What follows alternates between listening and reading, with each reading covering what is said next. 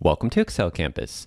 My name is John, and in this video, I'm going to explain how to create drop-down lists in cells. So these are also called data validation lists, and we can see when we click on this cell here, we get this little drop-down icon next to the cell. When we click on that, we get all these different choices to choose from, and when we choose one of those, that entry will be input into the cell. So in this video, I'm not only going to explain how to create the drop-down list, but I will also share how to use keyboard shortcuts to make selections from the list, how to copy and apply the list to multiple cells, how to handle errors and invalid inputs, and how to update the drop-downs with new data. So let's take a look at how to create these. I'm going to go over to this inventory sheet here, and we're going to create a few different drop-down lists. The first one will be in this column here. We just have these values of yes and no, so we want to create a drop-down list for those values. So we can first just select this cell here. We're going to go to the Data tab on the ribbon, and then over here there's a Data Validation button. This is a split button, and we're going to click the top half of the button. That'll open the Data Validation window here. And on the Settings tab, we have under the Allow dropdown, we're going to choose List. So this will create our dropdown list.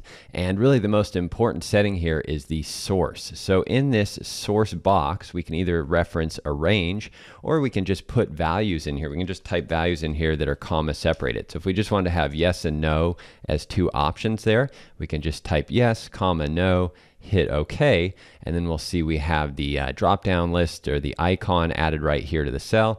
And when we click that, we'll get our options for yes or no. And we can choose one of those, and then that value will be input into the cell. Now, we might also have a much longer list that we want to choose from. For example, we have this product column here.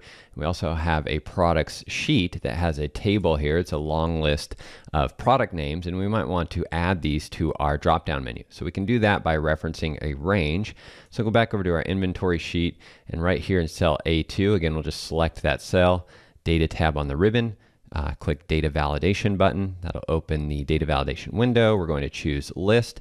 And now in this Source section, we can either click right here in this box, or we can click this little icon right here, and that'll allow us to select a range. We're going to go over to the Products sheet. I'll select cell A2, and then I'm going to use Control-Shift down arrow, that keyboard shortcut, to select all of the cells here, all the used cells in that column. So that's all the way down to row 83. We'll just click this button again, and then we can see that we have our source range there. That's great. And we'll click OK, and that will add that drop down there. And when we click that, now we can see that we have all of those values that are in that range listed right here. And again, same thing. We can select one of those to add it to the cell. Now, there are actually a few different ways to input data here. As we just saw, we can use the mouse. We can also just type a value right here. If we know the value, if we know the names of one of these items, maybe like this one here, of course, we can just type that in and hit enter, and that will be input there. We can also use the keyboard shortcut Alt down arrow. So hold the Alt key, press the down arrow key. That'll bring up the list. Use the down arrow or the up arrow to go through these, and then hit enter when you want to select one. Now, if you want to search through this list, unfortunately there's no built-in way to do that in Excel, but I do have a free add-in called List Search that allows you to search through these data validation lists. I'll put a link in the description below this video with more info on that. So now that we have our data validation list in this cell right here, we might want to copy it down to the other cells in this column, because these columns here do not contain those data validation lists yet. So one easy way to do that is if we just select the cell, the first cell that contains the data validation list, then select the rest of the cells in the column here. We have this is our active cell. We can see the data validation list there.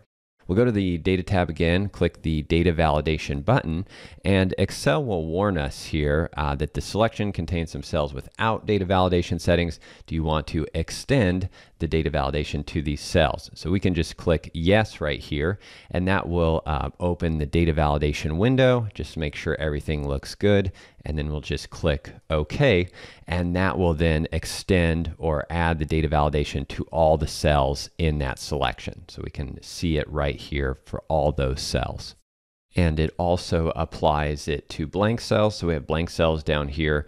We can still see the list here, and we can choose a new value for that cell. It's also important to note that we can also copy and paste cells that contain data validation to other places. So if we just right-click copy or hit Control-C, we can go somewhere else in our workbook or worksheet and just paste right here, Control-V or just paste, and we'll see that we have the data validation in this cell as well. So that's another way to copy and paste to new locations to apply data validation to other cells. If you're enjoying this video, please click that big red subscribe button below the video to subscribe to our channel, and also click the notification bell icon there to get notified when new videos are published. So let's now take a look at the errors and rules with data validation. So I'm going to go ahead and just hit escape here to undo that.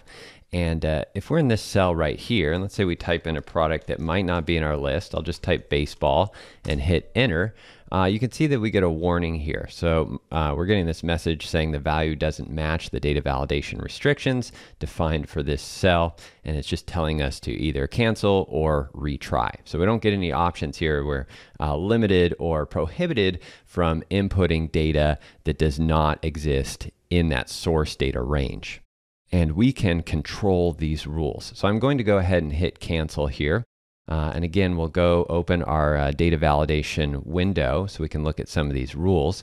So right here on these tabs, we have this error alert tab, and this is where we can control those rules. So right now, the default setting has this checkbox checked that just says show an error alert after invalid data is entered, which is exactly what just happened when we entered baseball. We can uncheck this if we want to allow the user to just input anything, even though there is a drop-down list there. If you want them to be able to input any other value that's not in the list, just uncheck that and then hit OK, and that will allow that. The other thing you can do is check this, and then we have some options here for what happens when invalid data is entered. So the default was stop, which we just saw. We can also display a warning, and in this case, the warning would come up. You can put a title here or maybe an error message, something like please add the data to the products list. We'll do something like that.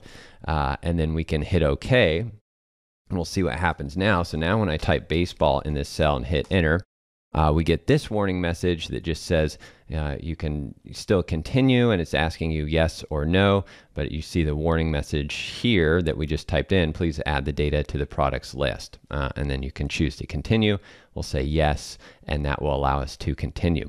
Now you'll notice that we do have an error warning here in the top left corner of this cell. We get that little error box warning. If we click that drop down, we can see we have a data validation error. We can even click here to get more info on that error.